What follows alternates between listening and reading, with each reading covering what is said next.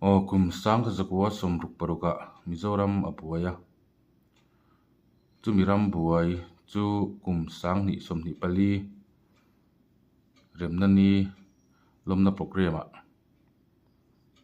Saint Joseph Higher Secondary School ten lemchan hunom takin an ron entira chu chu kan thlir ho don ni thlirang o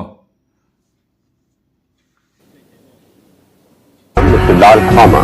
signed the memorandum. This brings to an end 20 years of insurgency and leads to the Mizo National Front coming overground. According to the memorandum of settlement, MNF will become a legitimate political party after they amend their party constitution. Among other things, the memorandum contains grant of statehood to Mizoram and other consequential arrangements.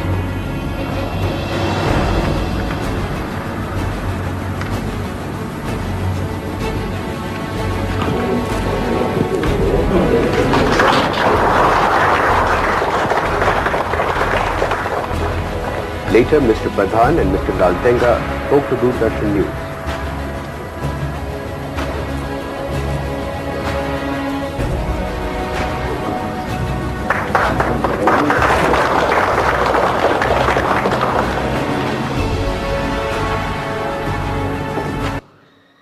Khazan kha Mizomi puitetan eng tiang takahlu le lom nge ni eng wanga hlim na men lo hlim ngen ni ti hriat thiam tur chuan rambuain kumsom ni te mewatuam Mizomi puite tor na rap thak mang an thak zia tlemtal kan hriat pui angayo me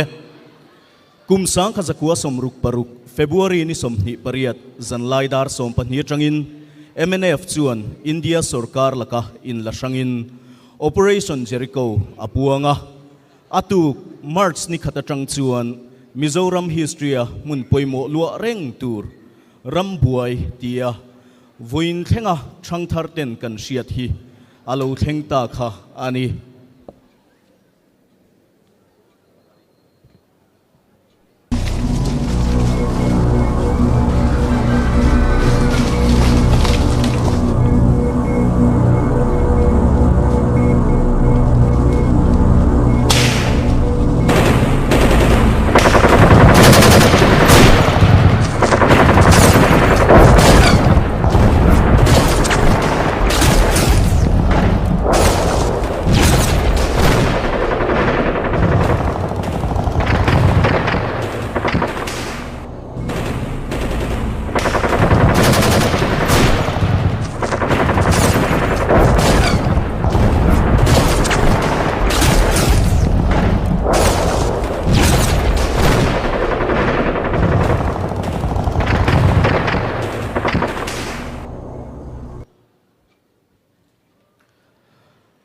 Zoram mi puite chu mani ram chu nge ya thamuang taka khosa in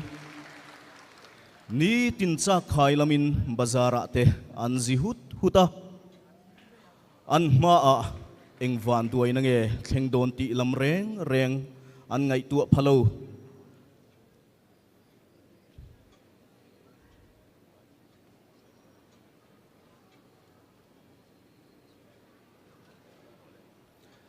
Achenin mani chung ko tundin na tur ngai tuin bazara thilan zuara tlangwal hoklak nui rila banglo lengi chaya sumtual moin peiche an rema hlima thamuangin mahundu thu an sama chuti lain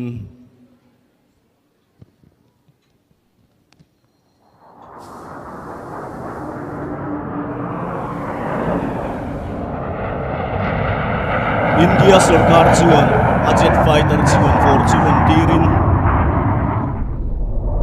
aizole zoram kho engmoza anron boma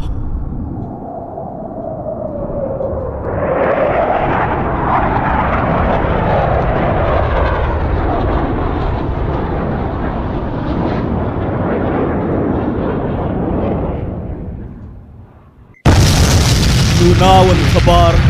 patingan mang ang mitam takanthi inle dor tam takakanga zol khopui sen mayat sang sota abahan rap thak te lu sahim na zongin mipuyan tlan sia tlan ngay na shelo tar chaklo chenin mang angin lalpan awa ma sen be sei pathiam chu angoi vung mai si ai zol khopui chu are rui tamai lom tu nei lo ruang let reng te chu zo sap la chun purabar ta hovin mi zo tlang wal tlom ngai le huai senten lainat emin mit tuit la zoi zoi chungin an tuam hloma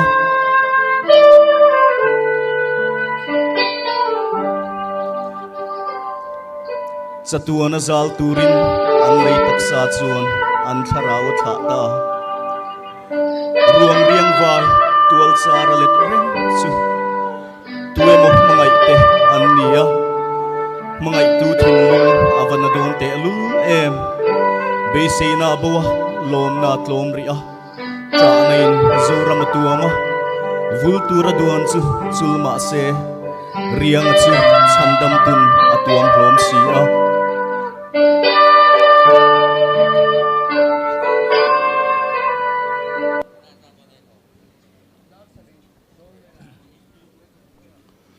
kum sangkha zakwa som ruk pakwa atanga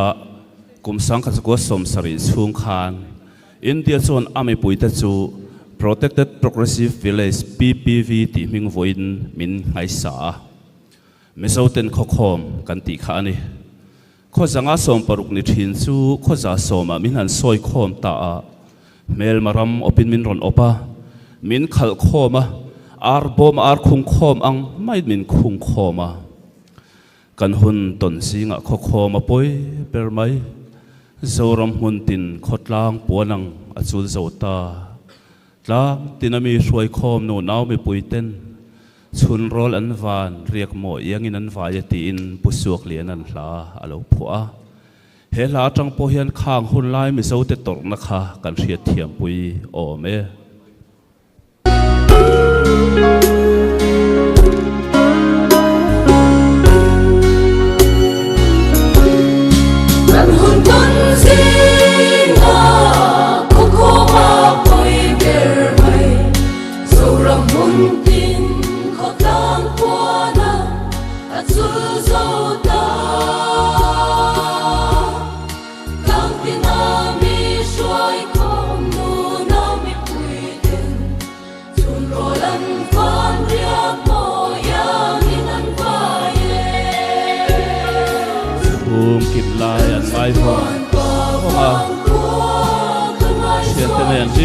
kapathian an phang nat biak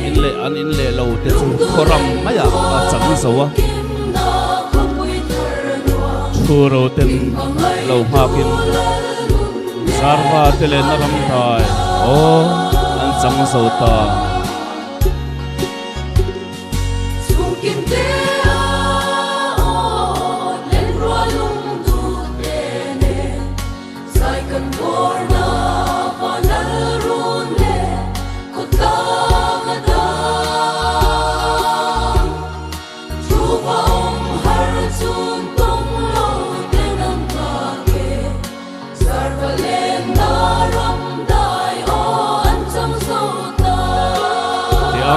Special Power Act 1958 bangin mai si boy to so din ai sa mitam tak manin an soi sa ram tuile lo le soi sak lum po an ta no naw le tar chunga po nin luling e ma huwa mi pa omzong khal khomin kan he sia ten pong sul pa huan ha sela pile pu tang an sia na in le lo lo ram ko screen ngoi thir chungan suasan alo tung thi ani an tapro ko ya an san asata ani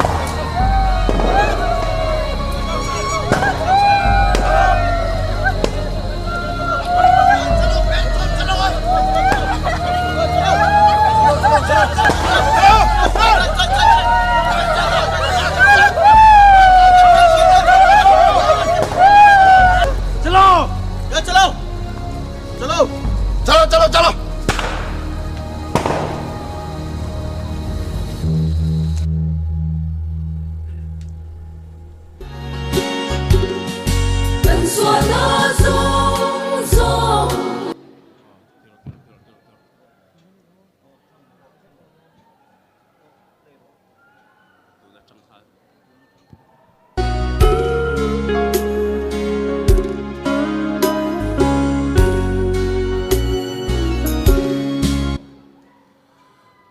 mangang takin an rum tlok tloka rai ra chan tu chung pathian an ngai vonga an mani chan thei tu turan be se zo sap missionary te lain an ho zo san to si a chu kan satuan pa wang khuwa ka ngai sual thin lung du len rolan kim na khopui thar nuam min mangai tu la lun ne ma tu le na tin an trap tlok tlok ani e an hun ton singa ko ma poi ber mai zoram hun tin kho tang puana at su zo ta kang pinami shoi kom nu na mi pui ten sun rolan fan ria mo yang in an vae kan satuan pa fang kwa kan ngai suai Mizoram mi puiten ram buai kan tin tangang lo kan tot na zo zai kha na men lo e mani rem na om to se tin van pathian kan awa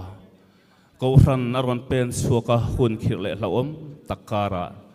NGO le political party sang ten an theina zon thewa rem na om theinan man la zela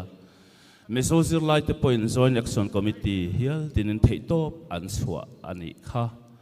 ami te trap le room ngai thathin pathian chuan man ro sang mangin rem na kong aron bua saya kum sang kha zakwa somriat paruk zun ni som thum zana MNF le India sarkar chuan kum somni te meu anin do nuwa memorandum of settlement Mizoram peace accord ti riat rem na thuthlung chu